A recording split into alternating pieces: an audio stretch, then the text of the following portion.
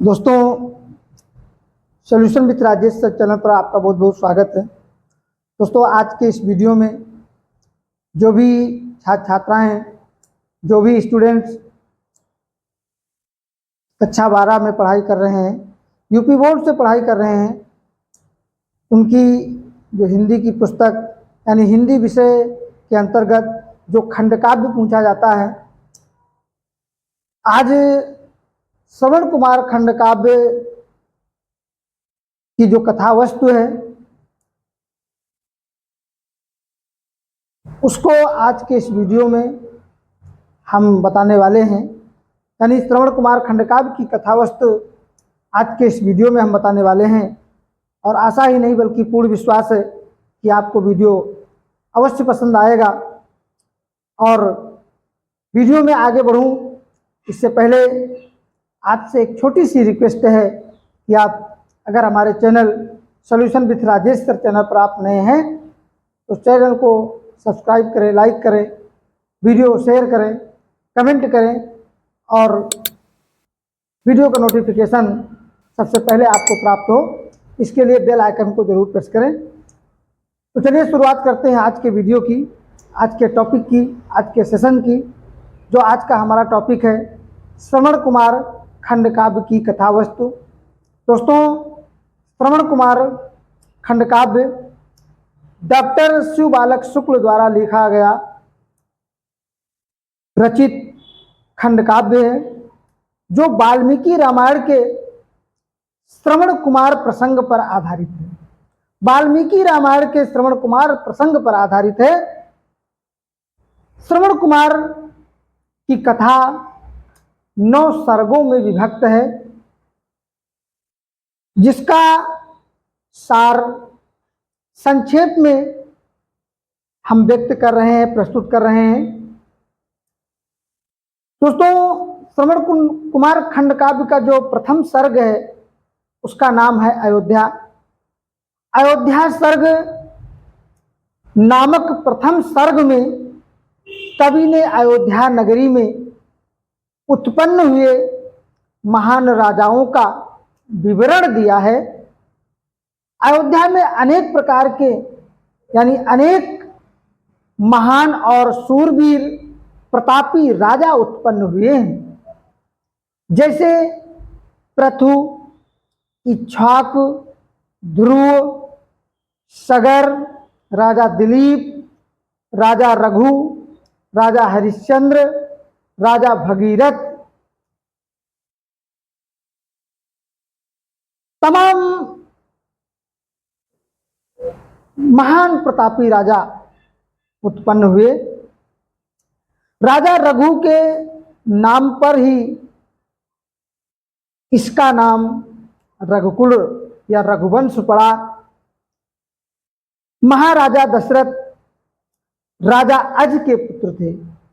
अयोध्या नरेश राजा दशरथ के राज्य में सर्वत्र सुख शांति तथा वैभव विद्यमान था। राजा दशरथ वीर योद्धा तथा महान धनुर्धर थे। वे शब्द भेदी बाण चलाने में बहुत ही निपुण थे। प्रथम सर्ग में अयोध्या नगरी की स्थापना, इसका नामकरण, राज्य कुल के वैभव एवं उपलब्धियों का वर्णन किया गया है। यथा जैसे कि डॉक्टर शिव बालक शुक्ल जी के द्वारा लिखा गया एक दोहा है कि सर सरयू के पावन तट पर है साकेत नगर छबिराम। सर सरयू के पावन तट पर है साकेत नगर छबिमान, जिसमें श्री शोभा वैभव के सभी तने थे विपुल वितान। सभी तने थे विपुल वितान। दोस्तों, इस प्रकार से ये प्रथम सर्ग अयोध्या। उसके बाद में जो दूसरा सर्ग है, द्वितीय सर्ग, उसका नाम है आश्रम। दोस्तों, सरयू नदी के तट पर आश्रम स्थित था, जिसमें श्रवण कुमार और उसके नेत्रहीन माता पिता सानंद निवास करते थे। बड़े ही आनंद के साथ निवास करते थे। आश्रम में चारों ओर सुख शांति विद्यमान थी, विराजमान थी। श्रवण के माता पिता की तपस्या के प्रभाव से वहाँ के हिंसक पशु भी अपनी हिंसा भूल गए थे, हिंसा छोड़ चुके थे। श्रवण माता पिता का आज्ञाकारी पुत्र था। वह नेत्रहीन वृद्ध दंपत्ति की आंखों का तारा तथा एकमात्र सहारा था।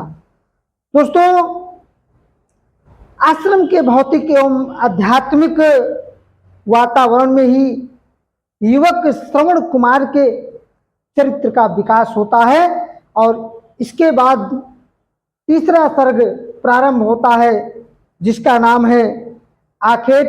दोस्तों, एक दिन राजा दशरथ के मन में आखेट की इच्छा जागृत हुई। उन्होंने अपने सारथी को बुलाकर रात्रि के चतुर्थ प्रहर में वन में जाने की इच्छा प्रकट की। रात्रि में उन्होंने राजा दशरथ ने स्वप्न में देखा कि उनके बाण से एक हिरनी का बच्चा आहत हो गया है तथा हिरनी बैठी रो रही है। शिकार के लिए तैयार होकर राजा दशरथ रथ पर सवार होकर शीघ्र ही अपने इच्छित स्थान पर पहुंच जाते हैं, जहां पर पहुंचकर दशरथ धनुष बाण संभाले हुए किसी वन्य पशु की प्रतीक्षा करने लगते हैं। दूसरी ओर होता क्या है कि श्रवण के माता पिता को प्यास लग जाती है। वे श्रवण को पानी लाने के लिए कहते हैं। श्रवण अपने माता पिता की प्यास बुझाने के लिए जल लाने के लिए नदी के तट पर जाता है तथा जल भरने के लिए घड़े को नदी के जल में डुबोता है। और जैसे ही नदी के जल में श्रवण कुमार घड़े को डुबोता है, जल में घड़े की डूबने की आवाज को राजा दशरथ किसी हिंसक पशु की आवाज समझकर वे अपना शब्द भेदी बाण चला देते हैं, जो श्रवण कुमार के हृदय में जाकर के लगता है। श्रवण कुमार तत्काल ही उसी समय चीत्कार करता हुआ गिर पड़ता है। राजा दशरथ मानव स्वर को सुनकर अत्यंत दुखी हो जाते हैं, चिंतित हो जाते हैं। जैसे ही राजा दशरथ एक मानव की आवाज को सुनते हैं, वैसे ही राजा दशरथ बहुत ही दुखी हो जाते हैं। दोस्तों, इसके बाद में चौथा सर्ग प्रारंभ होता है, चतुर्थ सर्ग, जिसका नाम है श्रवण। दोस्तों, राजा दशरथ के बाढ़ से घायल हुआ श्रवण नदी के तट पर पड़ा था। वह अपने माता पिता की चिंता में व्याकुल था और बिलख बिलख कर रो रहा था कि अब मेरे असहाय माता पिता का क्या होगा, माता पिता का भविष्य क्या होगा। श्रवण ने दुखी मन से राजा दशरथ से कहा कि उन्होंने केवल श्रवण को नहीं मारा, बल्कि श्रवण के साथ साथ दो जीवों की और हत्या कर दी है। उसके माता पिता को भी मार दिया है आपने। उसके माता पिता, श्रवण कहता है कि राजन, मेरे माता पिता अंधे हैं और वे उसके बिना जीवित नहीं रह सकते हैं। उसने राजा दशरथ से आग्रह किया कि वे उसके माता पिता के पास जाएं और जल पिलाएं, जल पिला आए। राजा अपनी भूल के कारण आत्मग्लानि से भर उठते हैं।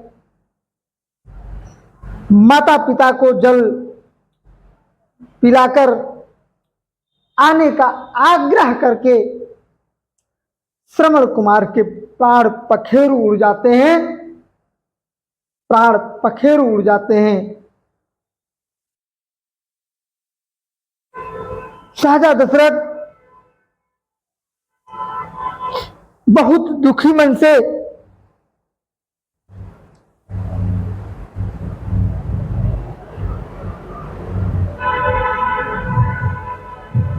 बहुत ही दुख में डूबे हुए उन्होंने अपने सारथी को श्रवण के पास ही छोड़ दिया और स्वयं जल लेकर श्रवण के माता पिता के पास चल देते हैं। दोस्तों, इसी के साथ चतुर्थ सर्ग की कथा समाप्त होती है और जो आगे पंचम सर्ग की कथा है, सारांश है, वो आपको अगले वीडियो में देखने को मिलेगा। आज के इस वीडियो में केवल 4 सर्गों को हमने सम्मिलित किया है। मिलते हैं अगले वीडियो में आगे श्रवण कुमार खंडकाव्य के 5वें सर्ग के साथ।